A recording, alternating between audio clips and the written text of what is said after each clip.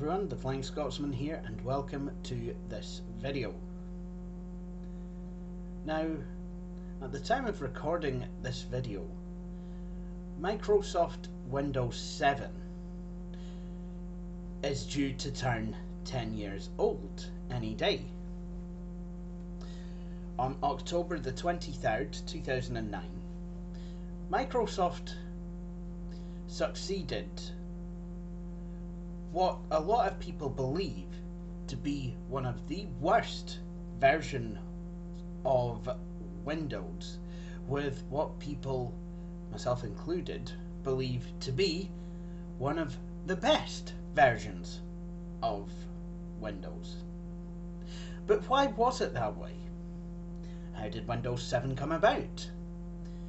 What was it that people wanted from it? And why was it so popular? Why does it remain to be so popular? Why is it that when Windows 7 goes out of support next year, are a lot of people going to lament its demise? Well, in this video, I hope to go through all of this, and we will find out why, if Microsoft's marketing people are to be believed, Windows 7 was everyone's idea.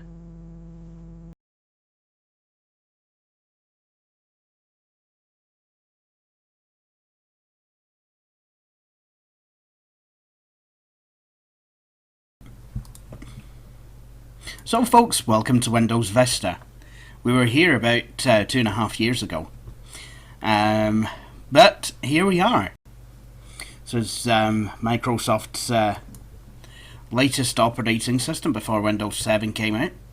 You have the beautiful Windows Vista wallpaper, translucent taskbar, as you may remember, and you have the gadgets that, while they can be moved, they generally like to dock onto the side of the display. Now, you can do that in Windows 7 as well, but you really didn't need to have this sidebar arrangement going on. So we can go into the Start menu. Now, this was the first iteration of Windows with a Start menu like this. So instead of having a cascading menu, or cascading menus for all the different things like all programs and all your program groups, so to speak, you had it all appeared on the left side of this menu.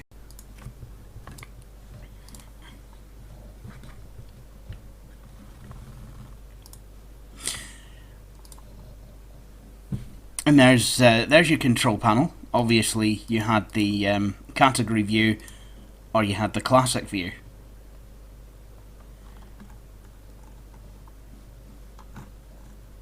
So yeah, that's Windows Vista for you. Obviously, you've got the translucent title bar and window borders that become kind of opaque, but still kind of glassy, kind of looking. If you maximize the window, I've always liked that in Windows Vista. I must admit, I always kind of like that. Well, dark teal by default, I guess. Teal. I've got no games installed on this Vista install.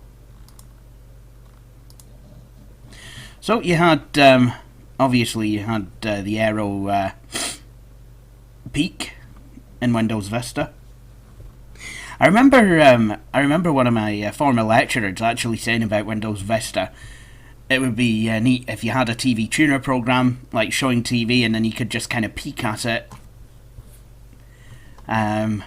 Which is quite neat, but obviously if you leave this, then it will eventually shut up and go away.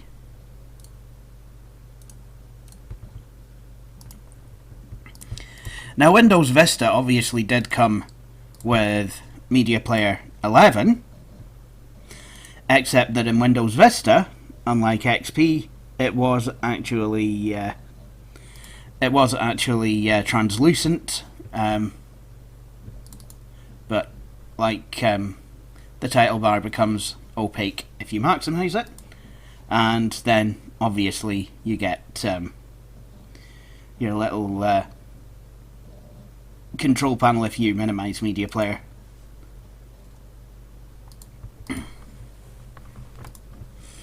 Now, Windows Vista, it let you customize your colors. So naturally, you had a selection of colors that were prescribed, I guess, by Vista. But obviously, you could make your own, or you could have the old-fashioned Windows properties. Do you look at that?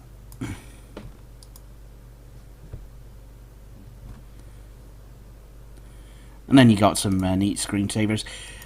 Now, the themes on Windows Vista, it was still using the old Windows XP way of getting themes. So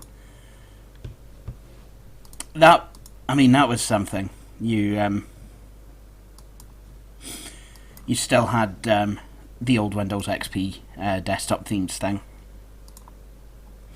and everything to do with your display, and actually, interestingly enough, your sound and mouse pointers were in this personalization control panel. But even your actual display settings that allows you to change the resolution and what have you was in this control panel, so to speak. So a lot of the things that Windows Vista had were carried over from XP. So, oh wait, nope, Microsoft Paint. Yeah.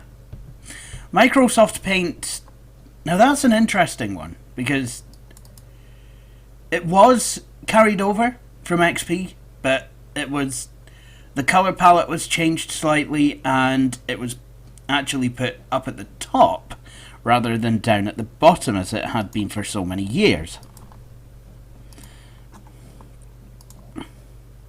And of course, Wordpad is exactly the same as it's been since Windows 2000. Obviously had your different character sets.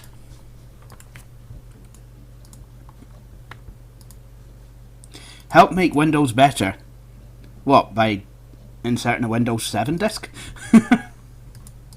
Yeah, I know that was bad. And of course, you got your photo gallery, which is I quite liked this, actually. I very much liked the Windows Vista photo gallery application. On home premium versions of Windows Vista, you got the DVD Maker. You got Movie Maker in Vista Professional, but you got other things like DVD Maker and Media Center. Unfortunately, I can't show you Media Center because it's Windows Vista Business that we have on this machine. Suffice it to say, though, it was actually an upgrade on XP's Media Center. This is one of the things that Vista did get right. It did get a lot of things right, and there were a lot of things that it was improved over its XP counterpart. Like, for example, wireless networking just worked a lot better. There was, I know there was other things. Like I said, photograph management. You had this wee guy that was pretty good, and it just looked nice. Did Vista really did? Looked very good. Only problem was there was just no compatibility with anything, and how's that ended up on there? I don't remember putting that there. Oh well. There was not really the compatibility with everything. that we would have needed. Oh, here's a blast from the past. Windows Live Messenger download. Yeah, that doesn't work anymore. Also, apparently it's time to update my browser. Who knew? An Internet Explorer 7. Yeah, there you go. Lovely. But yeah, no, Windows Vista. I mean, I started using Zoom Text, which is a piece of software for screen magnification, and it just didn't work with Vista. Now, I'd got my copy on December the 18th, 06. Vista came out in January the 30th, 2007. Now, this wasn't all entirely Microsoft's fault. I do blame AI Squared, who at the time made Zoom Text. Everything's owned now by Freedom Scientific, who make job access with speech. Yeah, no, they went from 9.0 to 9.1, which did add a couple of things like support for multiple monitors, but support for Office 2007 and Windows Vista, that was a paid update. I was not happy. Suffice it to say, had I been offered the chance of a copy of Zoom Text that fell off of the back of a BitTorrent lorry back in 2007, I would have taken that. I would have jumped at the chance, because, in my opinion, you don't deserve to get paid if you pull shit like that. I'm sorry, you just don't. However, that said, I did get a legitimate copy. Still have the disc somewhere. So yeah.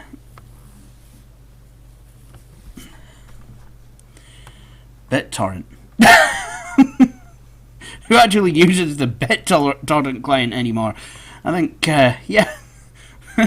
I mean, torrents are still very much a thing today. You know, you'd get Linux distros and all sorts via torrent. You know, not just illegal things, but BitTorrent itself just sounds like such a mid-2000s word.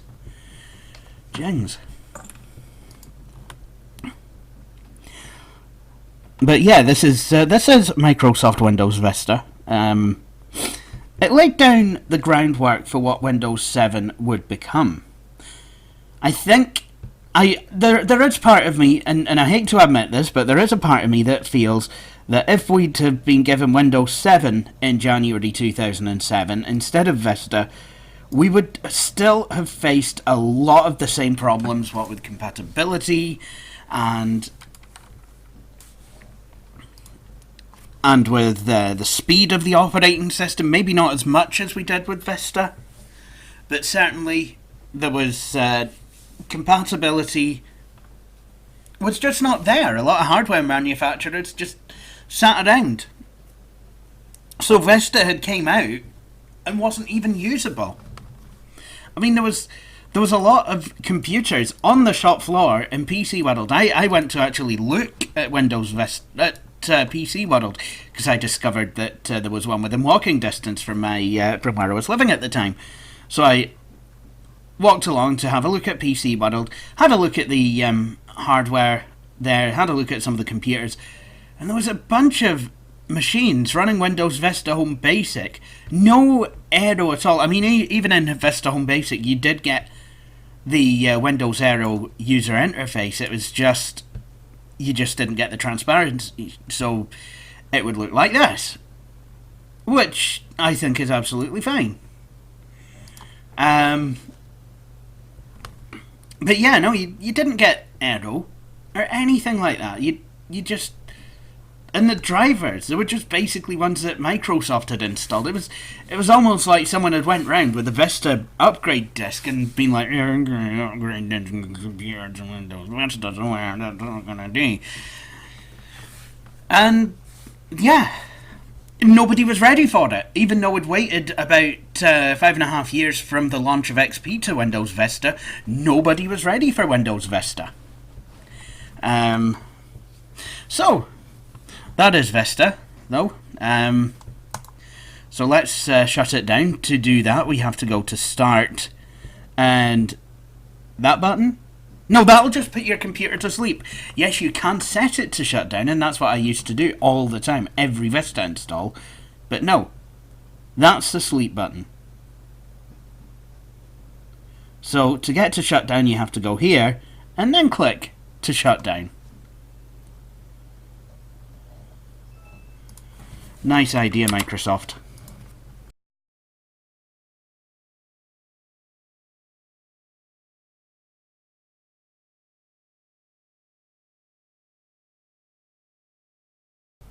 Right, I'm starting here with the Windows 7 demonstration because there is something I want to show you, and I'm sorry you are going to see my desktop background just for the time being.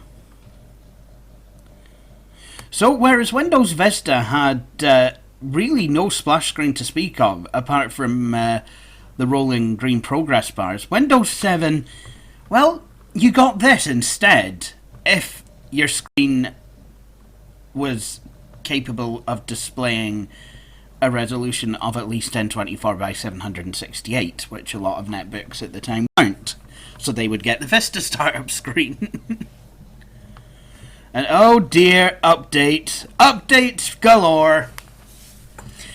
But that's another thing. With Windows 7, you'd, if it needed to do anything, you'd still get this nice startup screen.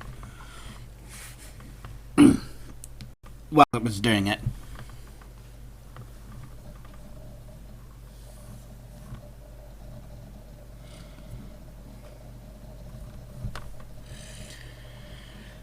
So this is going to take a couple of minutes.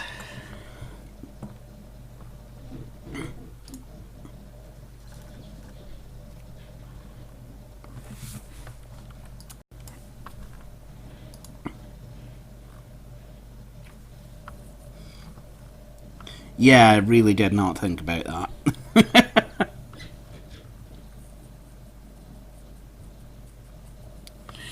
Well, there we go. It was ready quicker than we knew it. And already, we're seeing quite a few changes here. Yes, we've still got the very beautiful Windows Aero transparency that everyone loved back in the day. I'm sorry. I love the Windows 7 desktop. I really do. It's still loading. There we go.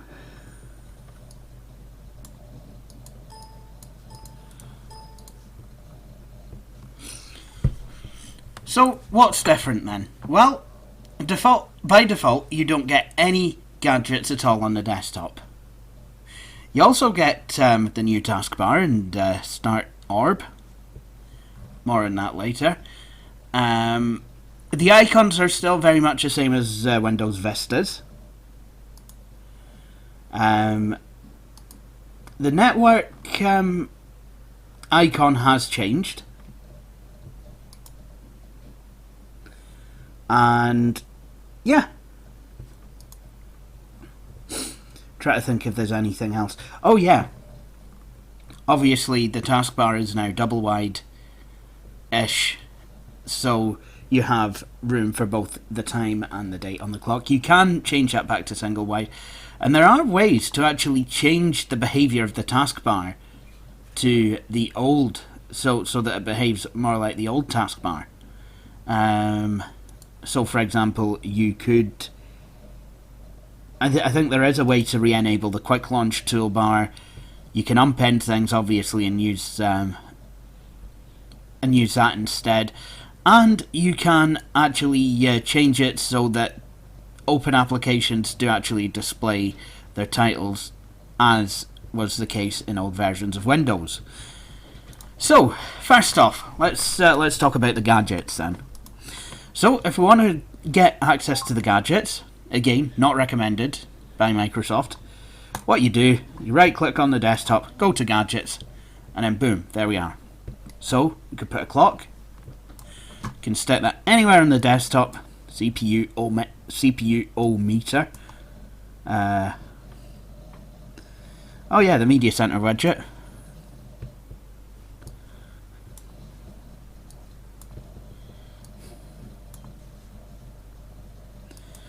So, yeah, we've got a whole bunch of gadgets. Now, if we did want to put them on the side, that's not a problem. We can always do that.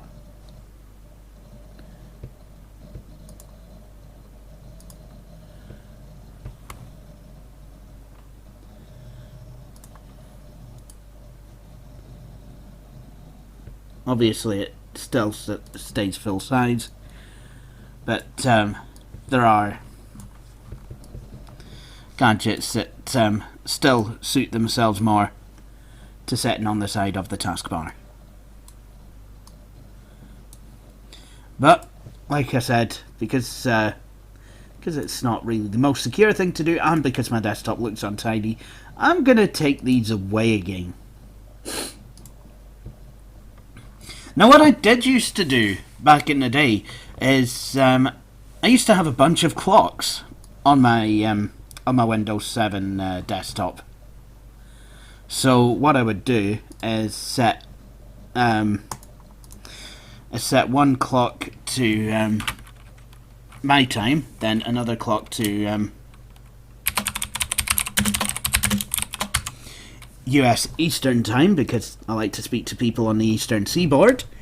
So, good idea to do that would be to, just set it to... Oopsie. Yeah, just set it to Eastern Time. Doom. There we go. And then I'd have maybe another clock that I would set to Central Time.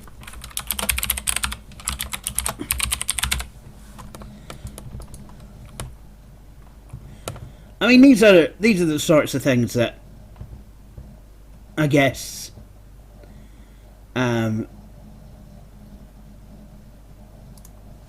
you actually get to working out yourself. I mean, I know I do now.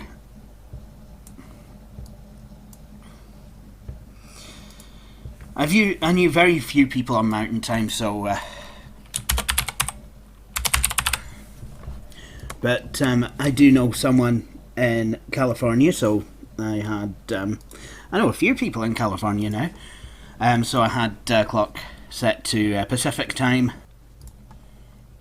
So there you go. I have a bunch of clocks, and now my desktop looks like something that is trying and failing to be a high-class London hotel that might be in the north of England.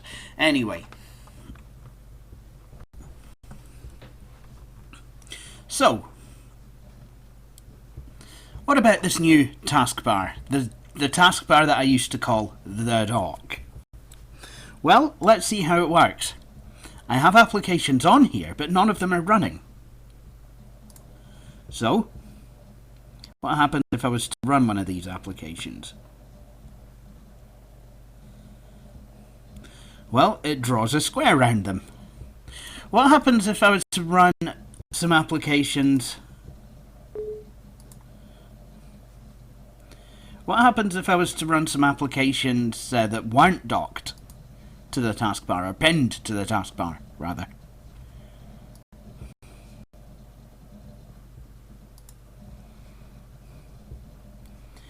There, they appear, and now I have the option, if I want, to pin this to the taskbar, so that if I close Microsoft Works, it remains. Now, if I didn't want Works pinned to the taskbar, not a problem, just get rid of it. There we go. And that's how that works. Now, Windows 7 comes with Media Player 12.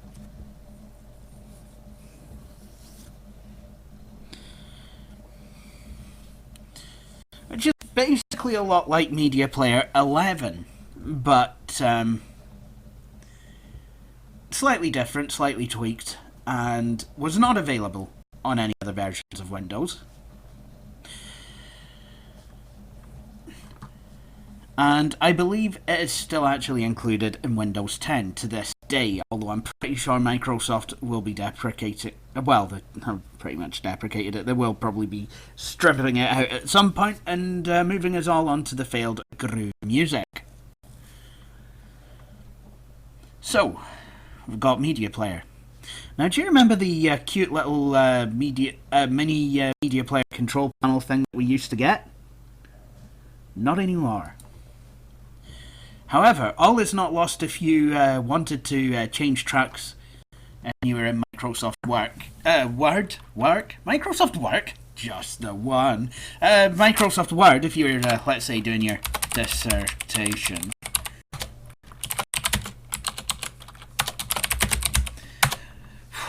Jings. Thus ends months and months of arduous study. Right. So,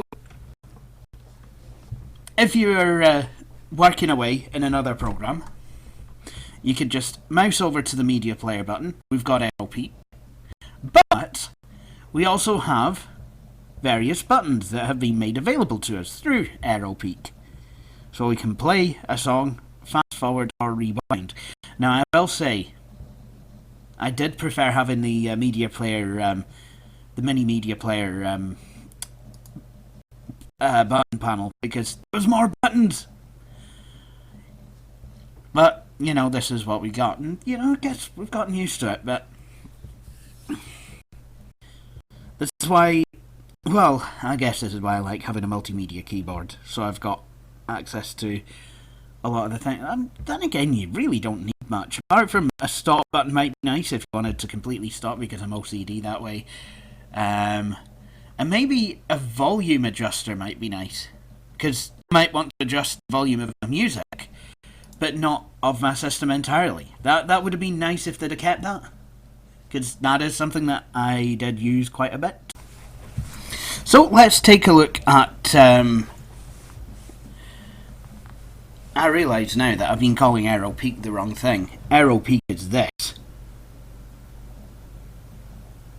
The new way to show your desktop. But, you've obviously still got the option to hover and look at the windows. They are actually bigger, these previews of open windows. Now let's take a look at another Aero feature that's new to Windows 7.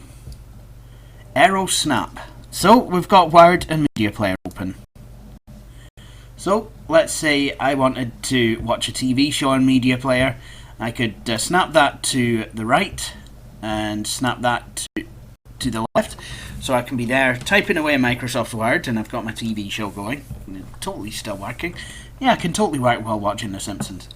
What do you mean I can't totally work while watching The Simpsons? But if I'm done with that, I can just move that and move that, and the window will take on its previous dimensions. Now, obviously, if I want to hide that I'm maybe watching something, I've maybe got this on pause, or maybe I just want to look at one window, what you can do is pick it up and literally shake it, and then all the other windows shut up and go away. And then shake it again, and they all come back.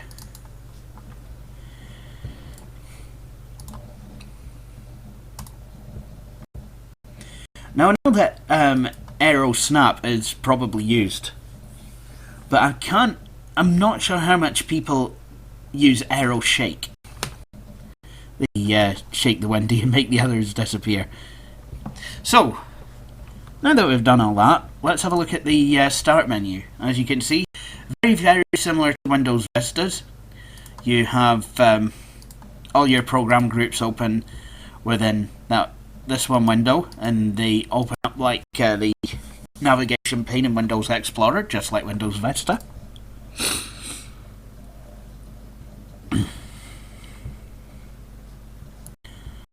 Still have things like anytime update, anytime upgrade. If you wanted new features on Windows, you could go to Vista Ultimate. Now, I am on Vista Professional here. Now, you'll notice that some things are missing. For example, the Windows Photo Gallery is missing, but that's okay. you could at the time download the Windows Live photo gallery. However, there's some things that have made an appearance. Windows DVD Maker. So this allows you to author DVDs back when computers en masse had optical drives.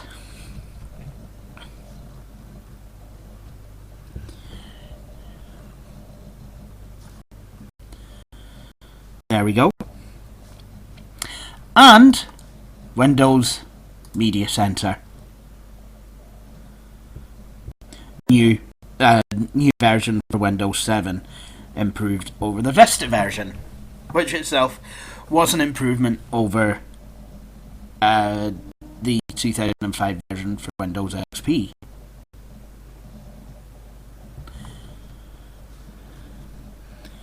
And I could add a desktop gadget to access Internet TV if I wanted. Oops, I just hit yes.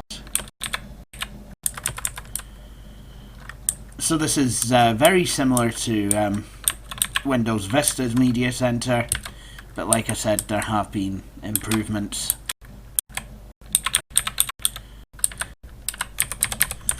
So yeah, I mean, Windows Media Center is something that I did use quite a lot actually, and it was this version of Windows Media Center that led on as an update to Windows 8.1 systems. I think 8.0 as well, I can't even mind. But I did buy the Media Center pack for Windows 8.1, and I did add it to Windows 10 back in the day when you could still do that. I don't anymore. But this was the version, because Media Center pretty much was deprecated by Microsoft. Even though it was a brilliant 10-foot user interface. But we have Kodi now. So, guess we really don't need Microsoft offering. Even though it was the easier one to work with TV tuners. If you have a TV tuner, I totally understand people lamenting the demise of Media Center.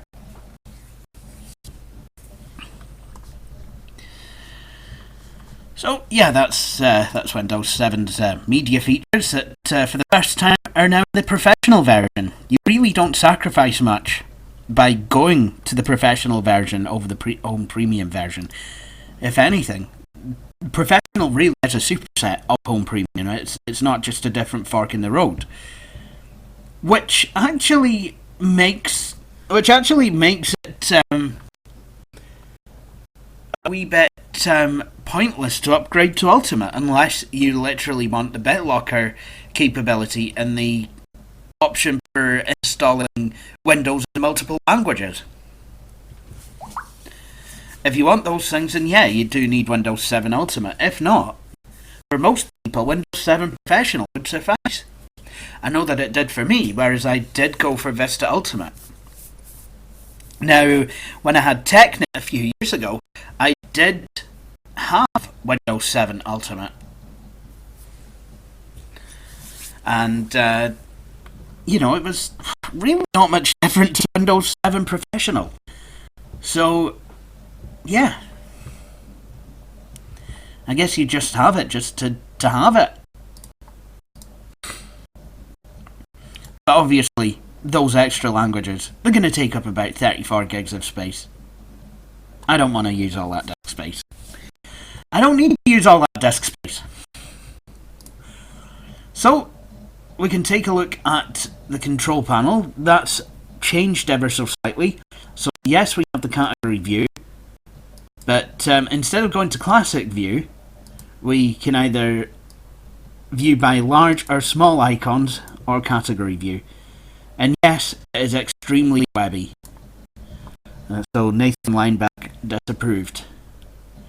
You have the devices and printer section, but in Windows 7 it had its own user interface for certain devices. So I'm not sure. I don't think I have any devices in here that would show that actually, which is a bit of a shame. But certain devices, if you double clicked on them, it would it would give you a wee page with options, things that you could do with the device, and if you had like a laptop or a desktop that had been branded in some way, then it could have its own Windows 7 experience. I know that my ThinkPad did, and there's all kinds of things from Lenovo that you could do with that. If I do get another Windows 7 ThinkPad, I will have to show you. So yeah, there's that. What else was there in Windows 7? Well, I guess the time has come to show you.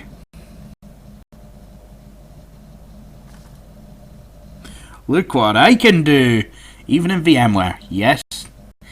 Here, for your perusal, is the full screen magnifier. Now, admittedly, it's not as good as a full page solution. If you have multiple monitors, it'll magnify them both. You can't magnify one monitor independently of another. But for a free bit of software, it is absolutely fantastic. You do have color inversion if you want it.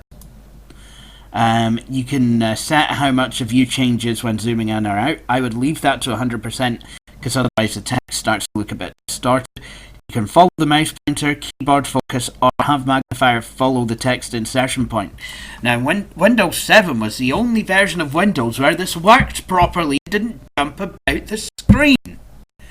On all subsequent versions of Windows, it does just that. So I could be working away in Power Director, putting together this video, and then suddenly the magnifier starts jumping about and hitting a key, which is not helpful for me. But there you have it. The Windows magnifier. The Windows 7 magnifier. Absolutely fantastic. And yes, it was worth the price of admission to me. I know. I'm very easily impressed. I did very much like this operating system. I know I'm not the only one. A lot of people are really, really going to miss this version of Windows. No games on here either. I didn't install them. But yeah, I absolutely loved Windows 7. I do think it is a fantastic operating system, a fantastic version of Windows, and it's testament to the fact that Microsoft can actually put together something. So let's have a look at Wordpad and Paint, because I've had a look at them in Windows Vista, and I'm pretty sure, yes it is this version of Windows where they've inherited the ribbon user interface from Office 2007 and 2010, although they look more like 2010 and 2007. We have the newer colour palette from Windows Vista. For the first time, we have these placeholders where we can make our own colours. So, I could make a lovely deep kind of a teal colour there. That's nice. And there we go. It saved it. Or I could make some kind of purple. Boom! It saved that. Well, very similar to that purple, but not the same. That's important.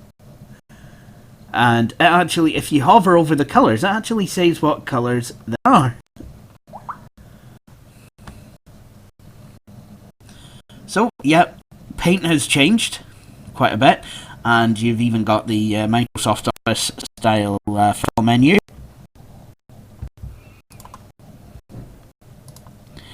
And if we take a look at Wordpad,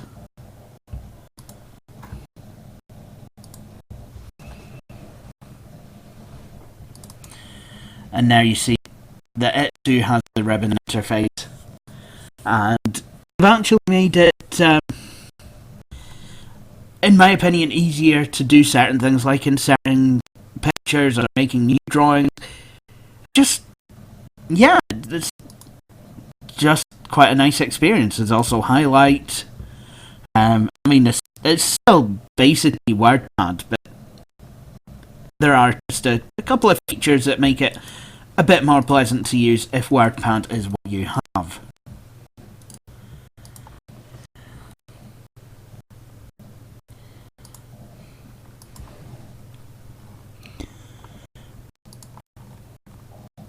You also have sticky notes. I think you have that in Vista though. Another thing that I quite like is, another thing that I should show you is, if you right click on certain icons, you have various things that correspond with them. So you have, if I right click on files, you've got documents, pictures, music, and video, so you can jump straight to these things. Same situation if you have a program that supports it in the start menu. We have Getting Started, for example. If it's in your recent program list, some programs will put a wee right arrow. I think Firefox does now and has done for quite some time, and it'll show you options, things that you can do with the program, and will allow you to do, these most common tasks straight from the menu. I wonder what would happen if I right click. Yep, it's the same list. So I put Getting Started on the taskbar and got the same tasks that I can do that would be there in the start menu. Yeah, I do quite like that. That's a very nice feature to have. So that is Windows 7. That's an overview of Windows 7. Very, very pleased with it. Very happy with Windows 7. It's and I will be very sad to see it go, if I'm going to be completely honest. Now, before I finish up this demonstration, I wanted to show you the new Personalization control panel. It has been changed even from Vista. So whereas themes was an afterthought on Windows Vista, and they were like, oh, we'll just put in the ones from XP, or just put in the themes control panel for XP. This starts with the themes control panel. So you've got Aero themes. There's various themes that come with it. This one, I think, must be... I think this one must be localized, because I've seen United States there, and in American installs. So, because I'm in the UK at the moment, I've got this theme. And just as a bonus point, there's Denoter Castle as well, which is not too far from me. And then I have basic and high contrast themes. And so I've got the basic Windows 7 theme, and I've got the classic Windows theme and the high contrast themes. You can change your desktop background.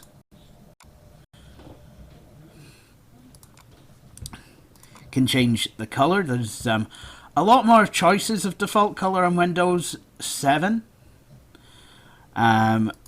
I can disable transparency, and I can also make my own colors if I want to.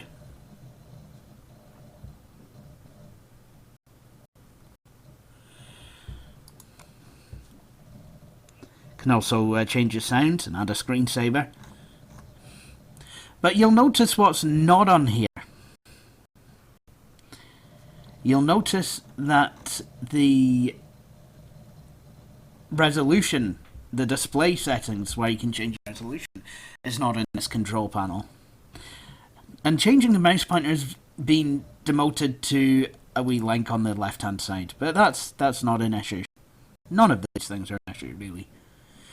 In order to change your display resolution, and it's probably wise that Microsoft put that kind of separate, because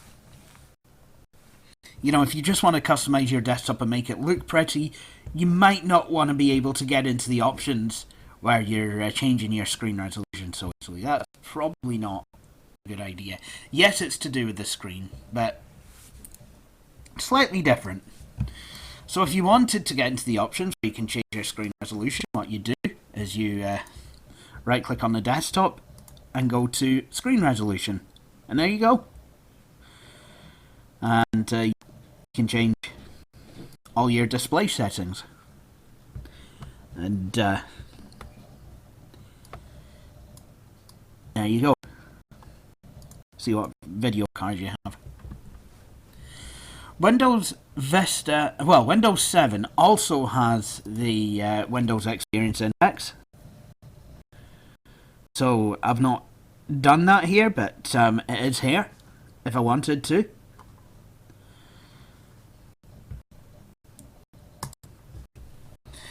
But yeah, that's Windows 7. Now, if I wanted to shut down, which I will because it's the end of the demonstration, quite easy to do. Click on Start, and look! The default button that's there is shut down. So, Microsoft really has actually put some thought into Windows 7.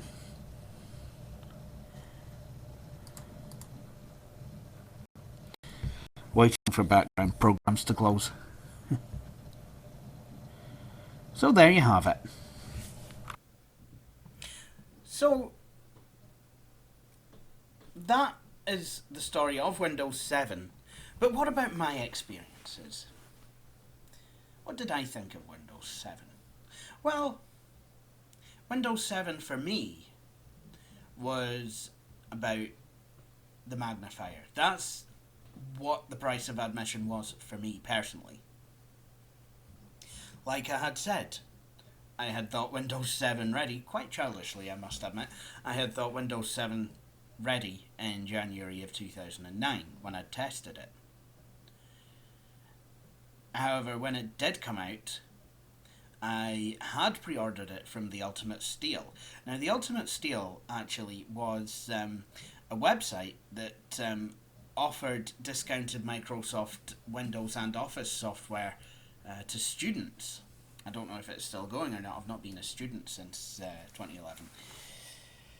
So, yeah. So, with all that said, I actually did pre-order Windows 7 from the Ultimate Steel. When it became available for download, I was actually still using the Beast as my primary machine at the time, so I actually set that to download and then went to my bed. Trouble is, the machine had actually went to sleep. I'd completely forgotten to stop it going to sleep, so the download failed. I then decided to reset the machine, reset the download, try again, and I went off to university, and by the time I came home, it had indeed downloaded. So I had to go off somewhere for an appointment. I remember this. This is Windows 7. I mean, I was so excited. So I actually do remember what went on that day. I can't remember what I did this morning, but I can remember what I did on this day 10 years ago. I remember the weather was absolutely shite that day as well. So yeah, no, I remember what I was doing that day. I remember Windows 7 when it came out, blah, blah, blah, blah, blah, blah. So I had to go for an appointment, so I actually set Windows 7 to install. Obviously, at the time, I had to install over my current version of Windows, which actually was Vista at the time. And, you know, when I came back from the appointment, Windows 7 had installed, and I got the new desktop, and all my widgets were actually still clung to the side. The gadgets, not bloody widgets, gadgets! All the gadgets were still clung to the side of the screen, even though Windows 7 did allow you to put the widgets anywhere and did not actually have a widget bar. I mean, Vista did as well to some kind of an extent, but on Windows 7, they didn't actually snap to a bar by default. The gadgets actually, in 2014, Microsoft actually dropped all support for gadgets and recommended that we don't use them and that they could potentially be insecure. In fact, Windows 7's gadgets, I think, were replaced by the live tiles in Windows 8. Which are still with us today, actually, in Windows 10. But, so, obviously I used Windows 7 on my main machine. I loved it. Absolutely loved it. I also remember starting Media Center for the first time, and it was then that I realised that for the first time, while I'd always been able to get DVB, digital TV, through my PC using a Hop-Hog TV tuner, I'd never been able to access the digital interactive services on Windows. So, yeah, just not being able to do that. But suddenly I could. Suddenly I was getting a wee message inviting me to press the red button, as you often did on the BBC channels back then. So I did, and I found that I was able to actually access the BBC's digital TV services, which I thought was quite good in Media Center. So, with that in mind, with everything, Windows 7's features, I did actually kind of go a bit crazy. I went and bought a couple of Windows 7 Home Premium DVDs at full price. You know, upgrade price, but still. I mean, I'd spent 30 quid on my professional license, which I'd used on my main machine, but then I bought a copy I had two machines at the time. I bought a copy to dual boot with macOS on my white MacBook that I had at the time, and I bought another copy for my ThinkPad R61i, which I had at the time. So I was just, I did use, I did very much like Windows 7, and I did jump in. I didn't so much as jump in as dive bombing. Like, just tucked and rolled, just, like, cuddled myself up into a wee ball and then just went...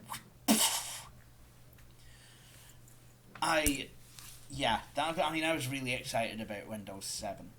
And then when I had my computer business in 2012, I found that a lot of my work was actually upgrading people from Windows Vista to Windows 7, and then upgrading people from Windows 8 to Windows 7. People were crazy, myself included. I hated the start screen. I bloody hated it. I'm glad Microsoft doesn't do that anymore. It's just horrible bit of design for desktop machines. Just the UI people. When Windows 8 was being designed, I believe the UI people, they all must have been exiled somewhere. I didn't think transportation was still a thing, but it must have been in Redmond in 2012. So, I mean, I did move up to Windows 8 and 8.1. I did try Windows 8 for a wee bit, and I did find it actually booted quicker than Windows 7. And in 2014, I did actually eventually just go with Windows 8.1. And I did use the Start 8 program that gave me the Windows 7 style start menu. Now, with the new taskbar, for the first few weeks of having Windows 7, I actually mistakenly called it the dock. I guess it was kind of a Freudian slip in a way. But that's what I just used to call it, the dock, because it behaved so much like the dock on macOS. The only difference being the icons didn't automatically shrink themselves to fit. It's just a dock by any other name. You use any version of macOS 10, or just macOS as it's known now, and use the dock, and then come back and tell me that it's not got the same kind of feature sets as Windows 7's taskbar. because it does. It's basically the same thing. And for Windows 7 Aero, I actually preferred Windows Vista Aero's thing where you maximised a window and it would actually make it a darker colour. You couldn't see the desktop through it. Windows 7, I mean, I guess I got used to it, but Windows 7, when it retained the lighter colour for maximised windows, it just didn't, I don't know, I mean, it just didn't kind of feel right, you know, with the, I don't know, I've gotten so used to Vista, but I mean, Windows 7, you know, I'd kind of gotten used to that, like, later on, but I guess now that we no longer have transparent or translucent title bars, once again, you know, I guess it would start looking strange to me again. But when Windows 7 goes out support in January 2020, I am going to miss it. I really am going to miss it. And a lot of people will. A lot of people miss XP. But, you know, I mean, I think they're starting to find... I think people are mostly over XP now. You know, we've had 5 years from the end of support in 2014 to get over it. Plus, we had all that time to actually get decent machines and what have you. And Windows 7 was different enough, and you know, to take advantage of the newer machines that we had. But Windows 10, a lot of people don't like it, and I can understand it. It's basically just one problem after another. I love Windows 10 when it came out, but you know, they've just 1709 was a pretty good update after the third suit, which was 1607 and 1703. 1709 came out. That was a lot more tolerable. But it's just, there's always problems with it, and you know, the privacy concerns, and the fact that Microsoft forced it upon people. I mean, there was people who had machines that had Windows 7 on them, you know, and they were perfectly fine with them, and then one day they'll get up, switch the computer on, and then boom, your new version of Windows is ready to use. I was like, what the hell's this? Why? Well, there's no need for that. I mean, by all means offer it for free, which we were doing, which was good. But as for just upgrading people without their consent, you don't do that!